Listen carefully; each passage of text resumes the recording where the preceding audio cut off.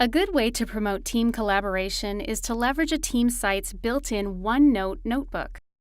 The whole staff can use it as our place to keep meeting notes, team processes, and even quick thoughts and ideas.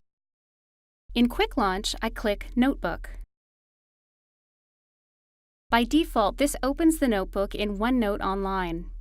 If I wanted to open it in my desktop version of OneNote, I'd click here. But I'll just get started in OneNote Online. I'll create some new sections, and anyone with permissions can add, edit, or view pages. The notebook is automatically available to the team. To find it in OneNote Online, I click on Notebook. And here it is, along with all my other notebooks.